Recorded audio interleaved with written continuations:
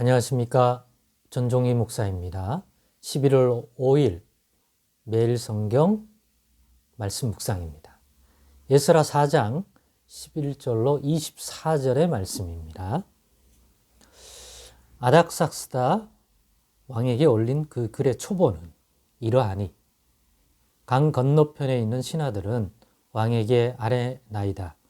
당신에게서 우리에게로 올라온 유다 사람들이 예루살렘에 이르러 이 패역하고 악한 성읍을 건축하는데 이미 그 기초를 수축하고 성곽을 건축하오니 이제 왕은 아시옵소서.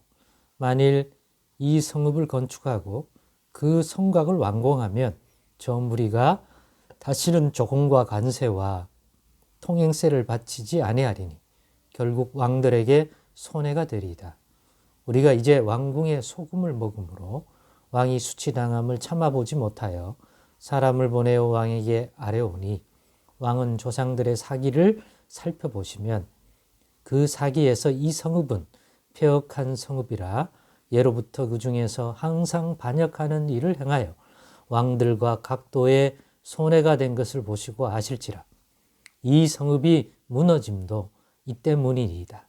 이제 감히 왕에게 아뢰오니 이 성읍이 중건되어 성곽이 준공되면 이로 말미암아 왕의 강 건너편 영지가 없어지리다 하였더라. 왕이 방백 르훔과 서기관 심세와 사마리아에 거주하는 그들 동관들과 강 건너편 다른 땅 백성에게 조서를 내리니 일렀으되 너희는 평안할지어다. 너희가 올린 글을 내 앞에서 낭독시키고 명령하여 살펴보니 과연 이 성읍이 예로부터 왕들을 거역하며 그 중에서 항상 패역하고 반역하는 일들을 행하였으며 옛적에는 예루살렘을 다스리는 큰 군왕들이 있어서 강 건너편 모든 땅이 그들에게 조공과 관세와 통행세를 다 바쳤도다. 이제 너희는 명령을 전하여 그 사람들에게 공사를 그치게 하여 그 성을 건축하지 못하게 하고 내가 다시 조서 내리기를 기다리라. 너희는 삼가서 이 일에 게으르지 말라. 어찌하여 화를 더하여 왕들에게 손해가 되게 하려 하였더라.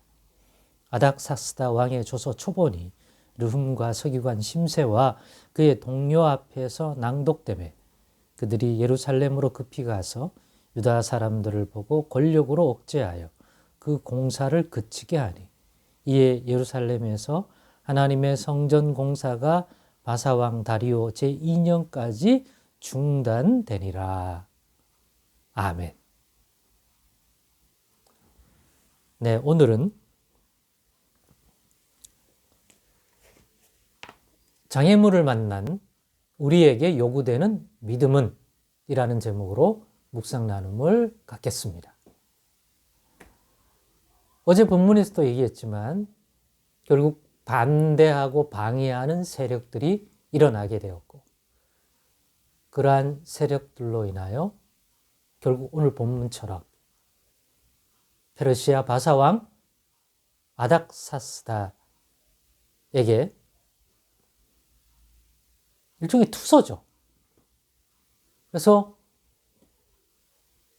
상소문을 넣어서 들어보면 그냥 입장 바꿔가지고 페르시아 제국을 다스리는 왕의 입장에서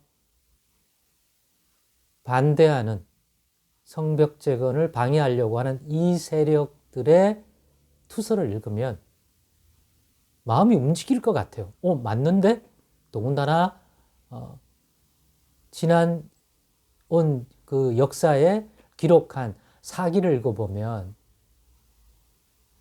분명히 이 예루살렘에 있는 이 사람들에 관한 이야기가 나올 텐데 거기에는 분명히 항상 반역하는 일을 행했다는 이러한 내용을 찾을 수 있을 겁니다. 왜 반역을 했는지 그 여러 상황들을 다 일일이 살펴서 그 부분을 이해하는 게 아니라 그런 내용이 있는 거죠. 안 그렇습니까? 그러면 분명히 왕이 이 사람들의 말이 일리가 있다. 그리고 그들이 마치 충성심을 가지고 왕의 도움이 되라고 올린 것처럼 얘기하잖아요. 이들을 가만히 내버려 두면 왕의 강 건너편 이쪽 영지가 왕의 통치 영역에서 떠나버릴 거다. 이들은 충분히 그럴 수 있는 자들이다. 근데 그들이 성벽을 건축하고 자기들의 어떤 견고한 어떤 요새 이런 구심점을 만들면 분명히 그런 일을 할 수 있는 사람들이다. 그럼 왕들에게 얼마나 많은 손해가 이들로 인하여 이루어지겠는가? 그 파급 효과가 이 일대의 다른 민족과 역사적으로 관련이 있는 그러한 나라들에까지 영향을 끼칠 수 있기 때문에 이거는 큰 문제가 될 수 있다. 큰 손해가 일어날 수 있다. 라고 말한 거예요.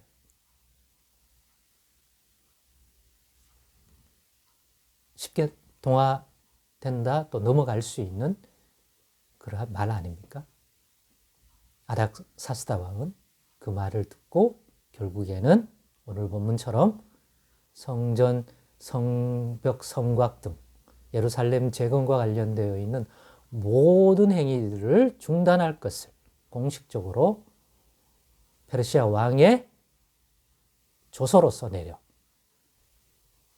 중단할 것을, 그것도 빨리 이 말대로 이 조서대로 행하라고 명하면서 결국에는 오늘 본문에 있는 것처럼 이때를 시작으로 해서 다리오 왕, 페르시아 다리오 왕 2년 통치 시절까지 중단이 되게 되었습니다. 아마도 그때쯤 되면 또 다른 일들이 일어나는 거겠죠.